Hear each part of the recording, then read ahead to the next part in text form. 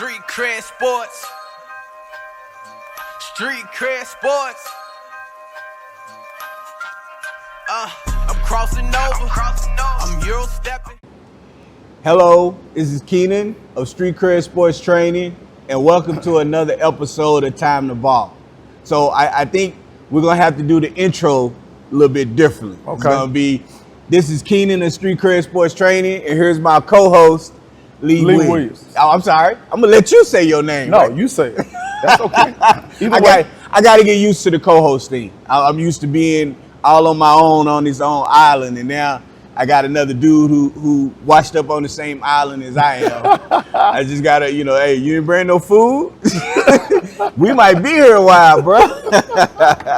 All right, so I hope everything is going well with y'all. How you doing, man? Man, I'm doing good, man. Really just trying to, obviously summer's over and it's kind of that window where, basketball players trying to encourage them to get their bodies right, get ready for high school season and, figure out what they're going to do with their offers and trying to encourage them that I think the narrative is players like to say, I'm going to wait till after basketball season. Right.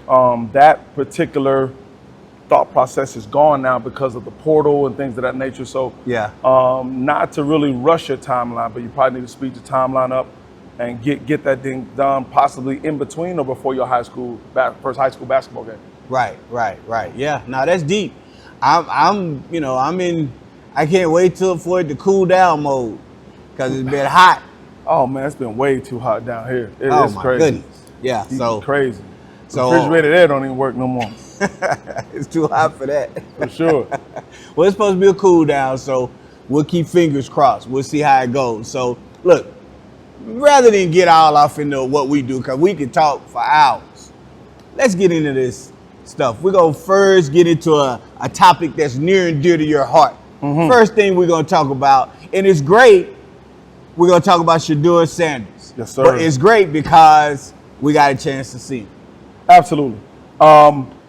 For me to watch him go through what he went through in the draft, to be so highly rated, to be taking teams that have done nothing from Jacksonville to Colorado and really put them on the map. Right. Jackson State. Jackson State. Okay. Yeah, Jackson. I apologize. No. Jackson State and Colorado, like nobody watched Colorado football. It just didn't. Right. And so, he was, one of the main ones responsible for doing that. I feel he got a raw deal. I think, when you're a quarterback looking to go in the NFL, they want you to be confident. They want you to be almost brash. They want you to have the utmost confidence when no one believes you do. And, he's not a bad kid. He's, obviously been raised right. But I just think, they didn't want a guy like that in their space. And you hear lots of things. You hear Pittsburgh was going to draft him, but Aaron Rodgers said, if you draft him, I'm not coming. And, I didn't hear that. Oh yeah. That narrative was out there. Obviously, he trains with the best quarterback, one of the best quarterbacks that's ever played the game. Yeah. So, and now, he's behind on this. Well, every quarterback going into the NFL is behind on something. Right. But, the thing that they never ding him on is his accuracy. Right. And that's one of the main things they ding quarterbacks on. Yeah. And so either way you flip it, either way you look at it, it's just a bad deal. Yeah. It's a bad deal. And for him to not get minimal reps, he gets to practice early, 30, 40 minutes early, last one to leave. You see the team start to galvanize behind him because it's understood that the owner has an agenda to bring Watson back. Right. So he. But okay. So with Watson, look, I kind of understand the owner's agenda. I poured a lot of money into that dude, right? And I'm not ready to. I need to get this return our reputation, all the stuff he was about with him. Right. So I get that part. For sure. Well, the thing is like when he played, he just wasn't good. Nah, it's weird He just how his wasn't. game changed Yeah. once he left. I Yeah. thought he was going to be a lot better than what he was, and I don't know if it's offensive mind, if it's the other stuff that was going on. He's not playing with a clear head, but he didn't look anything like what he did when he was with the Houston Texans. No, and Houston, there's another narrative out there too that because he wanted to leave Houston, they kind of helped those charges get trumped up and things of that nature. And so I still think he's mentally not ready. Right. He was probably physically ready, but mentally, yeah. I just don't think he was ready. Right. But I know what you're saying with what they said. He was doing that, right? We could be clear on the stuff that he was doing bad stuff there. I've heard 3 or 4 different things. Okay. Obviously, he was involved with women, I guess, trying to be involved with them, with their consent. So it was nothing of that nature that, per se, that was deemed to be illegal or right. So I mean, that's what, and I'm not taking up for anybody. I'm just saying that's kind of what I've heard. Okay. Because if there was, like, if they can't prosecute, and all these settlements are in what court is that? In the civil court. Civil court. I mean, that says it all. Yeah. Right. If there were some charges and he was, I apologize, did he like? Then there would be charges. So I mean, to me, that just told the story at what it was, and this is how I see it. Okay. Bottom line. All right. Look, everybody's gonna have their view of it. I've always been like, if you hear it from one person, that's one. Hear it from 2 people, okay. If it's 3 people, now if it's all of these different people, to me it's a wave of now. What was actually going on, I don't know, Same. right? And it's so hard to prove, and I feel bad for the people who went through it. Absolutely. And you just kind of it was what it was, I guess, with some people. Yeah, and the Me Too movement, it's very easy to pile that stuff on, but at the same time, I completely do not condone any kind of disrespect toward women or anything of that nature.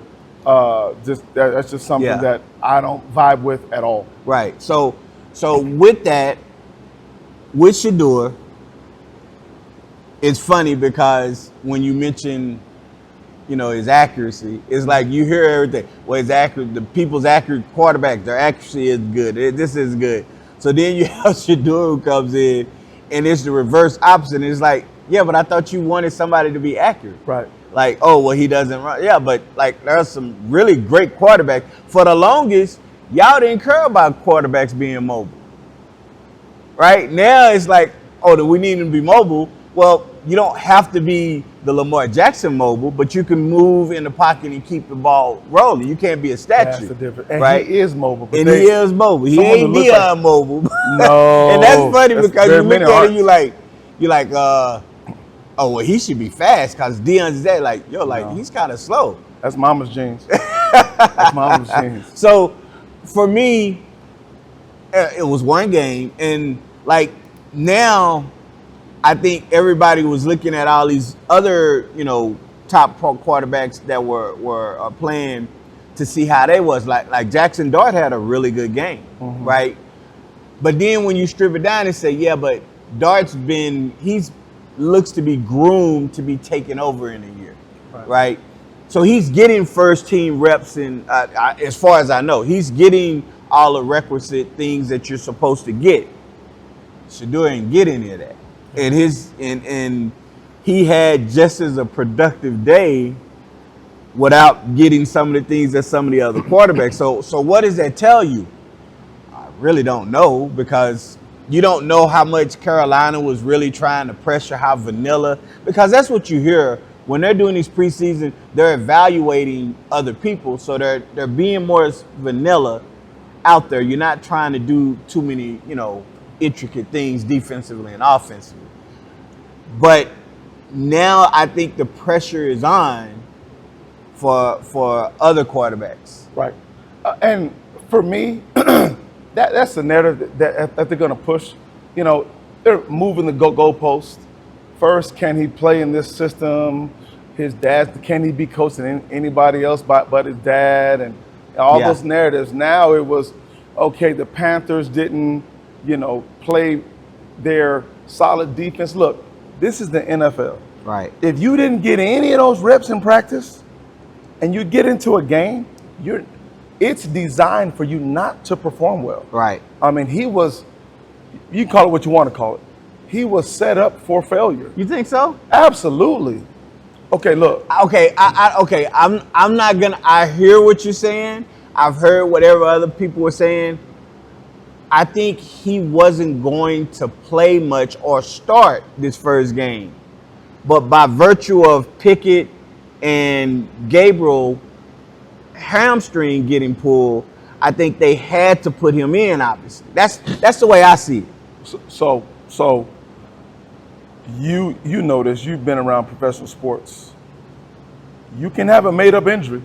Yeah. When they want to send a message, hey, Gabriel, your hamstring hurts, right? Huh? Your hamstring hurts, correct? Oh yeah. It's tight. So I mean, that's easy to do. Okay, so we're going down that rabbit hole. Absolutely. I mean, it's they always say, if you want to know something, they'll put it right in front of your face. I mean, they're actually just showing you. So I mean, who does? If they're hurt and you still don't get reps. Yeah, that's very odd. I see that side of it. I understand that side. I guess I don't know why, but for the past year and a half, I've been more like open and like, hey, I'm trying to give them the benefit of the doubt that it just sounds like a weird circumstance, but it wasn't, right? Yeah, no. And like, look, NFL, it does not happen.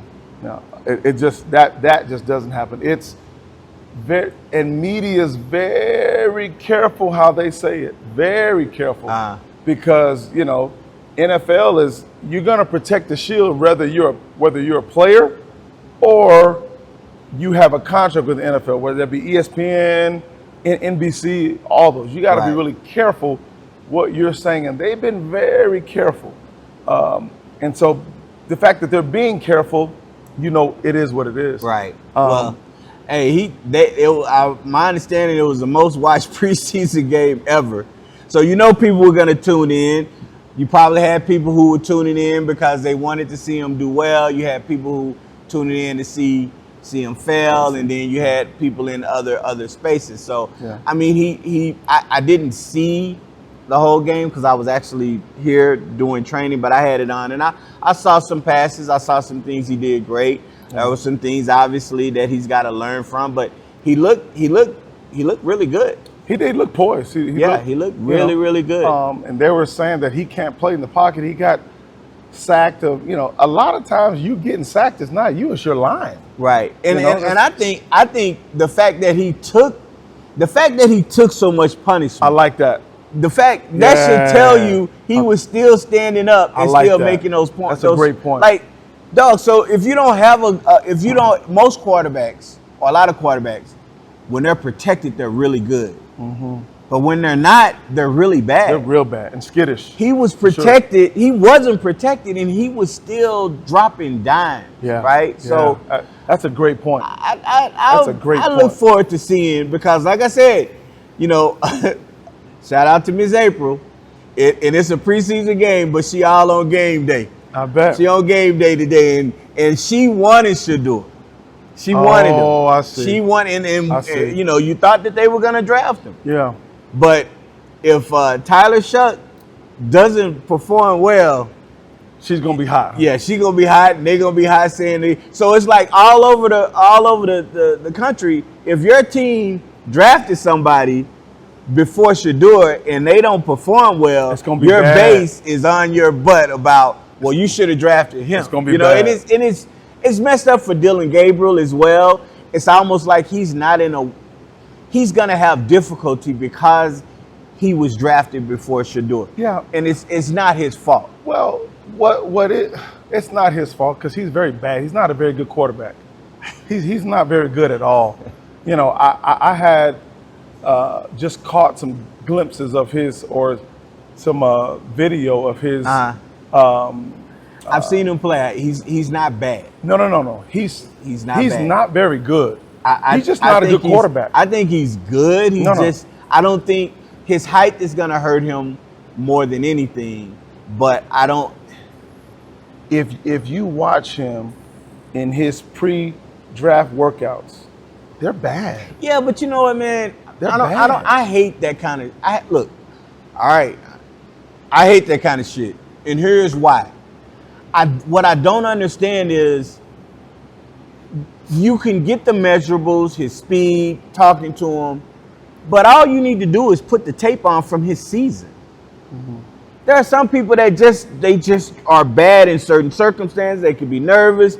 They could be somebody in their ear about some things. They're not sure about other things. All those things can happen. But when you're playing, you know what your job is. And when he played at Oregon, he was good. So I don't put much stock into the pre-draft workouts. I look at the tape. I mean, I put some stock in it because number one, you know the layout of the workout. Right. But how can you be bad? Two, like nobody's rushing. Okay, so let me ask you this. How many players have you been around and how many players that you've actually coached that were not practice players? They were terrible. I agree. But when they're in the game, they doing their thing. I agree, but I think it's a combination of both. It does matter. You know, it does matter. I guess for me, it just matters when the light's on and you're in the game, how you perform. That I agree, but that's just those me. Guys. That's just me. So I think the kid, do I think he's as good as Shedeur? No. But I think in the right system, I think he can be productive. But look, here's the thing. At some point, we'll see. Absolutely. At some point, we'll see. Mr. Gabriel, I hope you do well, and I hope this next preseason game, you start and play 3 quarters because I want to see those stats. I really do. Right. And you know what? No one is pushing for any of those guys to start. Right. No one's pushing for them to start. But I think the biggest problem is what are they going to do with Watson and Flacco? Right. I think Flacco. I feel like he's going to be a bridge for this year. I can see that. To give them time. The whole year? You think he makes it through the whole year? Well, it depends on how good he's playing, if he's not hurt. But I think he can bridge to where they get enough time to see what they have in Shedeur and Dylan. And then obviously the big question is when Watson comes back, how he looks. If he comes back and he looks a lot like what he did before he got hurt, I think they're going to end up letting him go and going. Flacco go? Watson. Oh, Watson. They're going to let him go? I think if he doesn't, because he looked really bad last year, even prior to. So if he looks anything like that, I don't think they keep him because they're gonna have to go with what they have. Yeah. It's almost like, well, you know what you have with Flacco, you know what you have with Watson, but you don't know what you have with those two. Right. So I understand. I unless Flacco plays really bad or he gets hurt early, I think he'll play most of the season. I think you'll see some. I think you might see some of them. I know what they were talking about was they were looking at Shedeur might end up being the backup. Right. Okay. So okay. We'll see. We'll see. Yeah, we'll absolutely. see. All right. So now we're gonna talk about Carmelo Anthony. Mm-hmm. He's gonna be inducted in the Hall of Fame. Absolutely. And my question, and I'm not even questioning whether Carmelo Anthony is a Hall of Famer. I've heard a lot about criteria, right? Right. And my question is there a criteria or should there be a criteria for you getting into the Hall of Fame? You know, that's a tough question because everybody's stats aren't going to be the same. Right. Everybody's shot attempts aren't going to be the same. You know, I actually think it's what you bring to the NBA. Okay. The following, I think all that stuff matters, like your star power. Yeah. He's done so much for USA Basketball. For so many years, he was the best player on USA Basketball. You know, I think Carmelo has really gotten a bad rap because he's had multiple coaches. He's had a couple of coaches try to destroy his career. Yeah. And he still stood tall. Right. You know, he was. It's funny because he was in the space where if you didn't have a midi, you couldn't play. Right. And then as his career continued on, like we don't shoot mid range. Right. He was really dinged for that. Now it's back. Yeah. You know, and so to me, Melo is probably one of the top 10, 15 players ever in the league. Absolutely. Of all time? Absolutely. Yeah. 10 or 15 players. Yeah. You know what? We got to have just a debate with those names because I've learned, okay, if he's 15, right, like you take who's there right now, right? Who are you moving out? And what's your criteria for him to be top 15? Yeah. Because some people like, oh, well, he didn't ever win. But I'm like, yeah, but he was a baller. So I got a question for you. Yeah. Because I've actually struggled with this. Okay. Do you feel Dwight Howard is a Hall of Famer? I really do. You really do? I really do. I don't. When I heard it, I didn't. Yeah. But then when I started looking back at things, like, okay, I guess the thing for me was I saw him once early in his career. I can't remember who it was they were playing against. Dude went to shoot the ball. Dwight jumped, caught his ball like 12 feet above the rim. Like he caught it, brought it down, and the dude got upset that they didn't call a goaltending, and then they ended up calling a goaltending, and Dwight was laughing at him. I was like, oh my God, how athletic he was. Yes. But offensively, I never saw the production. Well, I'm not going to say production because that means that he wasn't scoring. I never saw what I thought I was going to see for him offensively, move-wise, post-up-wise, right? Where he had a move or two, but you weren't, from what I saw, you weren't throwing the ball into him to be like, okay, yeah, he's going to get us a bucket. They weren't double-teaming him offensively. Yeah. They were trying to keep him off the boards, but he didn't have an offensive package. Like, well, okay, do you think Shaq had an offensive package? I think Shaq did have an offensive package, but he was so powerful he didn't have to use it. He didn't have to, but he had one. He did. Right? I thought he Akeem did. had an offensive package.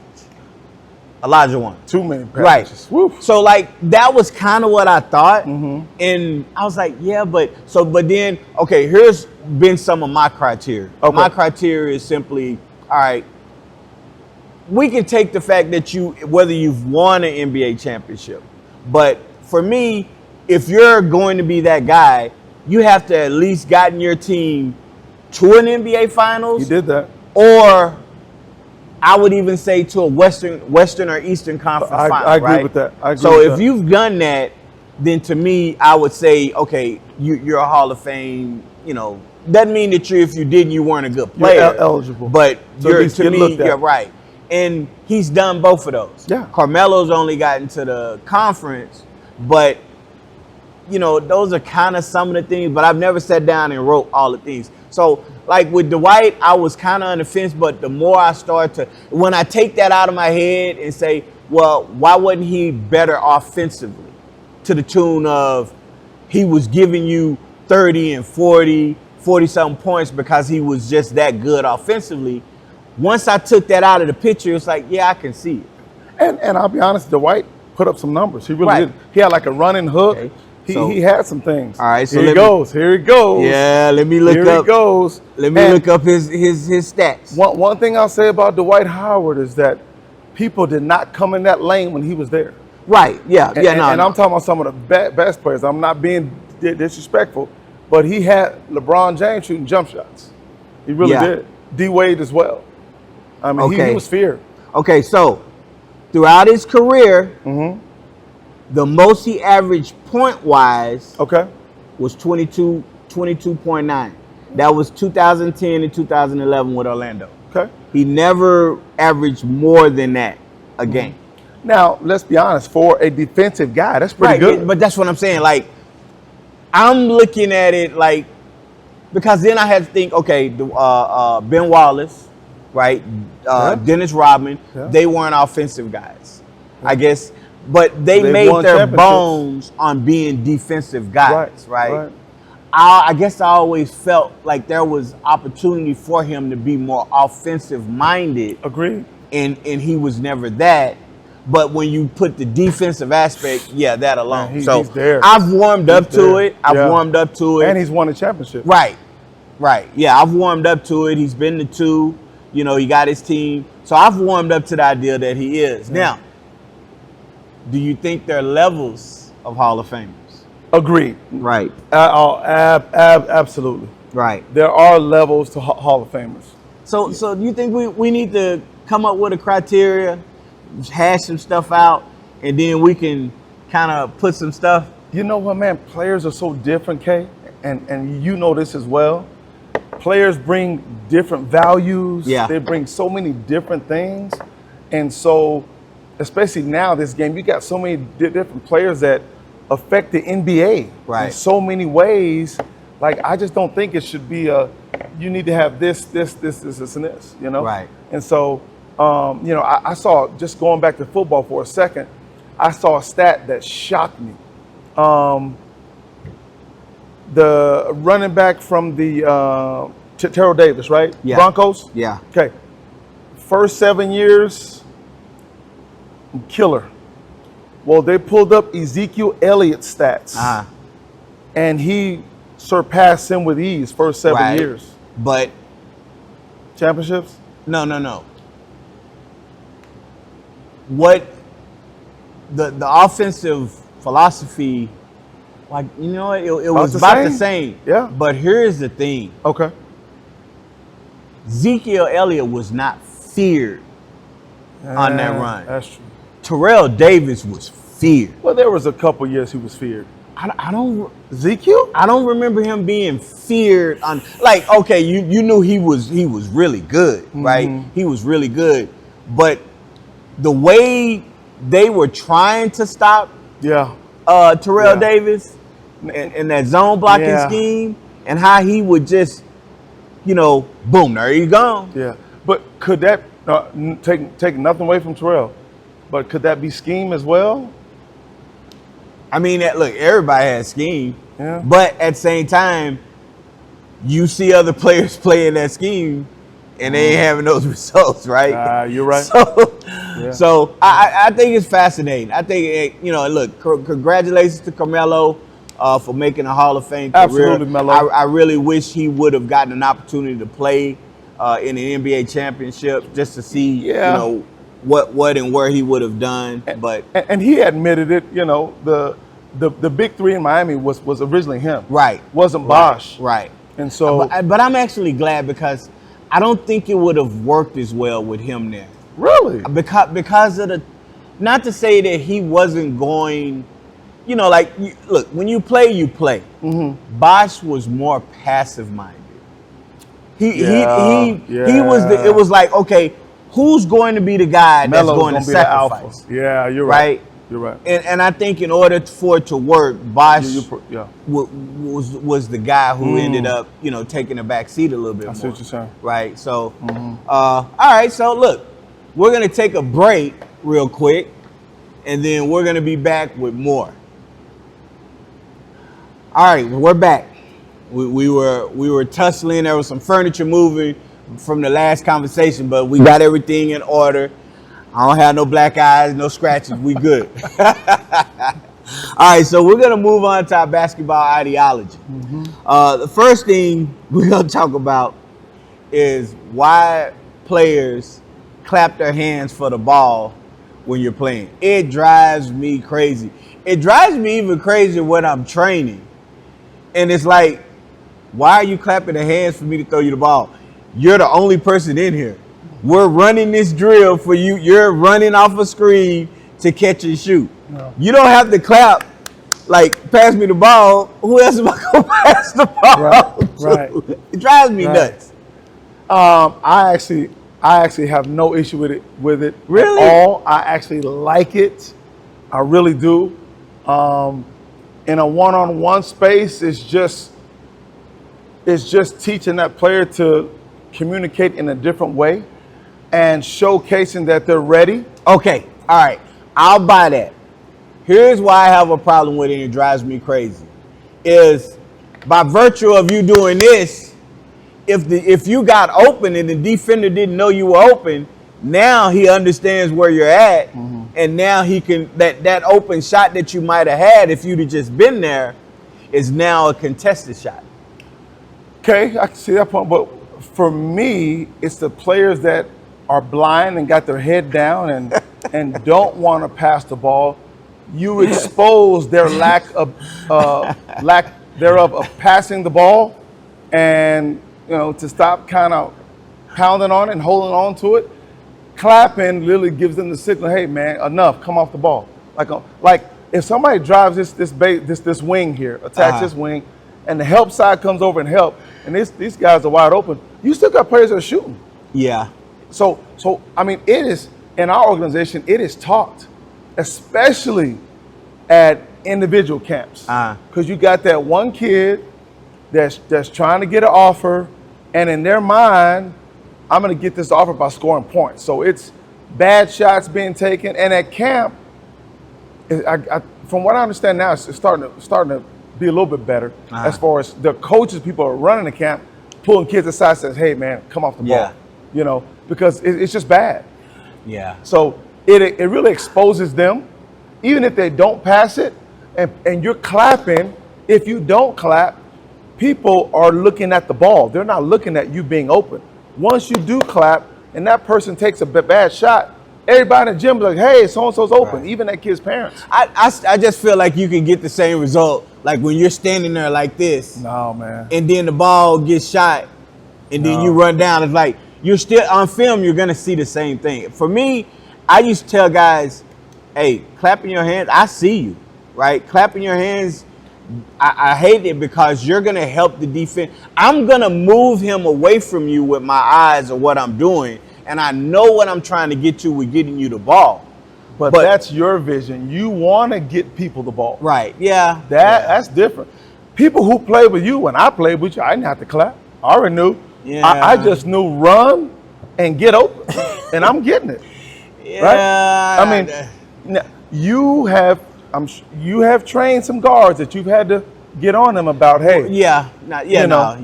So I see your point. It's those kids. I can't believe it. I see his point. I see what you're saying, and I get why. I guess, okay, so then let me put it to you this way. Go ahead. When they're wide open, that's fine, right? Absolutely. Okay, so if the ball is being inbounded and we're 94 feet away, oh, stop. That's unnecessary. Okay. That's unnecessary. Okay. All right. Because there are different times when that happened. But and I have to ask him, like, well, do you do know that at the moment you do that, whatever advantage you had with the defense not knowing and locating where you were, you just lost it. Right. And now they understand where you're at, which they should be. But at the same time, but okay, I'll ride with you on that. I think that's why I'll ride with you. We teach it. I ride with you, but like I have some young ones, and it's like they're just clapping, and it's like, well, number one, you're not even open. Why are you clapping for the ball? You're not wide open for a shot. That is a problem. Another problem I have is jumping up in the air. Like you drive here, I'm in a dunker spot, and I'm jumping up in the air, waving my hand, saying I'm open. Yeah. Right. I definitely have a problem with that. Yeah. Because if the ball is thrown to you, you're not gonna catch it. Yeah. So that drives me nuts. Drives me nuts. All right, so let's move on to players struggling on how to get open and use screens. And it's weird to say that players struggle to get open when they're on the younger part. it's easier to get open because defenses don't know really how, you know, to deny, and they're learning those things. Right. But as they get, you know, to a space to where defenders know what they're doing, there are a lot of players that really struggle with, number one, how to get open, and number two, how to use the screen. So I had, you know, I was doing a team training, so was working on their offense and trying to give them little nuggets, different ways to continue to make the play more of a continuous flow. Right. And the players had trouble with the defender on them trying to get the ball. So I had to do a whole, you know, bring them in, get your foot into a hip into them, and be able to kind of not push, but get your body into them and get open. And they got it, and they were better for it, but it was amazing. Like, y'all didn't even, and then like if the defender was just really good at where you couldn't get over, knowing how to just kind of, look, I'm going to post up on the wing. Right? Seal, yeah, absolutely. And I'm going to seal and post up, and I'm Absolutely. going to demand the ball. And they were having trouble with that. I mean, it's all over the place. Being honest, not most, but it's been a lot of players, just to the younger ones. They think the higher they go, the more they're going to be open. Yeah. You know, and what you just said right now, without saying it, was in order to get open, you got to be very physical. Right. You got to be physical to get open. Right. If I'm running off this screen on the baseline here, and I know this player is faster than me, I'm just gonna stop, bump, and relocate, come off the screen, and I'm wide open. Something that simple. You know what? I'm glad you said that. I'm gonna use it because that is a form of getting open. Absolutely. Is to stop and bump. Yeah. I'm gonna do a drill with that. I know exactly when I'm gonna do it. Kids will be wide open. Right. Because by the time you restart, right, I've already caught it. Right. And shot it by the time you get there. So what I'm always feel like I'm always learning was that, you know, some of these players weren't understanding how to use the screen, right? Yeah. So they would just go around the screen, but not pay attention to how the defender was playing them on the screen. Yeah. You know, and it's like I tell them, okay, you're going to use the screen, you're going to pop out, you should be able to catch, turn, and shoot, or be ready to. So they would go around, but there was no sense of, well, how is he going to play it? So I had to actually teach them, you know, the 3 basic ways that you want to try to play, use the screen to your advantage, set up the screen. But the one thing that I got across to them, that once they started doing it in this situation, they were seeing the results, was they weren't just, okay, you're here, I'm just going to go. It was, you know, going, but I see where you're going, right? So if I see where you're going, now I can, if I see you shooting a gap, then I'm a flare. If you're in a locking trail, I'm just gonna curl, right? If the screen is real solid, I can pop out. So once I got those things going, it really seemed to help them get better. Yeah, for sure. And I think it's just understanding how to move. Right. And it's a screener's job too to you know, be in a position where I can come off that screen. Yeah. You know, what we try and teach our athletes is really your eyes. If I've got somebody here on me, my eyes are here, kind of at an angle. I can see the ball. I can see you. That way I know if you're going to lock and trail or you're going to jump the screen. And so, you know, a lot of times you can really see both, but most people are so, especially coming off a screen, most people are so fixated on where the ball is. Right. You know, but I think if you can really get your eyes and your peripherals to use that, it's going to make you a lot better player. And, you know, you're going to have a hard time the defense is going to have a hard time getting you. I know I used to try to even get my post player, the screener, just to kind of nudge him a little bit and come out, catch and shoot. I've tried that too. I mean, just those little tricks of the trade. But I think when your eyes see it, you can be more effective. Right. Okay, all right. We're going to take one more quick break and we'll be right back. All right, we're back and it's time for everybody's favorite segment. You done lost your damn mind. Now, the question is, who done lost their damn mind today? It's not one of us. Absolutely not. All right, we're gonna watch this video right here. So when you see this video, you'll understand who done lost their damn mind. I'm gonna put it on here just so you can see it again as the other people are watching. Look at this dude, man. So we got him right here. Now, first of all, I don't understand what the hell he was thinking about throwing the ball. Why are you throwing the ball at him? Yeah, that started this whole the whole process. And then you have your hands up like, what did I do? Actually, yeah. And you know what? That's the NBA players' fault. These guys watch too much NBA. And then they act it out. They do something and they act like they didn't do it, man. Brother, it's on film, young fella. And then you turn around and come bounded by hitting the ball. Now, the ref says, "Oh, you done lost your damn mind." Oh, if you think you're gonna bring it. Now, if you watch the video, watch how look at how the referee goes after it. Man. You see, oh boy ain't all wanting any of that. Right? All of that energy he was using at the beginning. See, the referee must have heard our show about the grocery store, huh? At grocery store. Yeah. Whooping somebody's ass and everybody else get in line, right? You can tell that something else was said. Yeah, I think something else was said. I felt like when he hit the ball, I think he was being disrespectful. It might have been edited, but hitting the ball, I think he might have said something as he hit the ball as well. I agree, but at that point, and this is the problem. It's getting bad. Yeah.